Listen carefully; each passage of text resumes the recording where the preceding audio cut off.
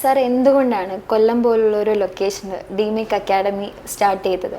നേരെ മറിച്ച് ഇതൊരു കൊച്ചിയിലോ തിരുവനന്തപുരത്തോ ആണെങ്കിൽ ഒരു വലിയ രീതിയിലൊരു ഗ്രോത്ത് അല്ലെങ്കിൽ വൈൽഡ് റേഞ്ച് ഒരു ഗ്രോത്ത് സാറിന് കിട്ടത്തില്ലായിരുന്നു. കൊല്ലം പോലൊരു ലൊക്കേഷൻ ഡിമേക്കിന് വേണ്ടിയിട്ട് ചൂസ് ചെയ്തത് ഇതിനു മുമ്പ് ഞാൻ പറഞ്ഞിട്ടുണ്ട്, കൊല്ലം ഈസ് എ ഗ്രോയിങ് സിറ്റി. ഇന്ന് മൾട്ടി ബ്രാൻഡഡ് ആയിട്ടുള്ള അല്ലെങ്കിൽ ഇൻ്റർനാഷണൽ ലെവലിൽ നിൽക്കുന്ന ലുലു പോലുള്ള ബ്രാൻഡ് കൊല്ലം പോലൊരു സിറ്റി പിടിക്കണമെങ്കിൽ കൊല്ലം വാസ് ഗ്രോയിങ്. 2030 കൊല്ലത്തിൻ്റെ ഒരു ഗ്രോത്ത് എന്ന് പറയുന്നത് ഇറ്റ്സ് ബിക്കം ഫുള്ളി ഡിജിറ്റലായിരിക്കും. ഇന്ന് തന്നെ ഡിജിറ്റൽ ഹോർഡിങ്സ് ഒക്കെ ഒരുപാട് ബ്രാൻഡുകൾ യൂസ് ചെയ്ത് തുടങ്ങിയിട്ടുണ്ട്.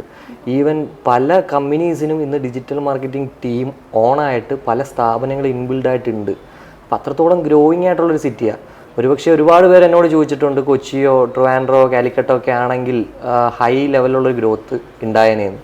പക്ഷെ എം സി പറഞ്ഞതുപോലെ ആ ലെവലിലുള്ളൊരു ഗ്രോത്ത് ഞാൻ ആഗ്രഹിക്കുന്നില്ല. ഒരു സ്ലോ ലെവലിൽ ഒരു 2030 ഉണ്ടാകുന്ന ആ ഒരു ഗ്രോത്ത്, ആ ഗ്രോത്തിനോടൊപ്പം ഡിമേക്കും ഗ്രോ ആവണം എന്നാണ് ഉദ്ദേശിക്കുന്നത്. വിച്ച് മീൻസ് കൊല്ലത്ത് നിന്ന് ഗ്രോ ആയി മറ്റ് സ്ഥലങ്ങളിലേക്ക് പോകണം, അതാണ് ഉദ്ദേശിക്കുന്നത്. ഇപ്പോൾ വലിയ നമ്മളെടുത്താൽ എക്സാമ്പിൾ എടുത്താൽ ഷെഫ് പിള്ള പോലൊരു വ്യക്തിത്വം കൊല്ലം പോലൊരു കൊച്ചു ജില്ലയിൽ നിന്നാണ്. രവിപിള്ള എന്ന് പറയുന്ന വലിയൊരു ബിസിനസ് മാഗ്നറ്റ് കൊല്ലം പോലൊരു സിറ്റിയിൽ നിന്നാണ് വന്നേക്കുന്നത്. അപ്പോൾ ആ ലെവലിൽ ഡിമേക്കിൻ്റെ ഒരു ഡെവലപ്മെൻറ്റ് ഗ്രോത്ത് എന്നൊക്കെ പറയുന്നത് കൊല്ലത്താണ് ദ ബെസ്റ്റ്.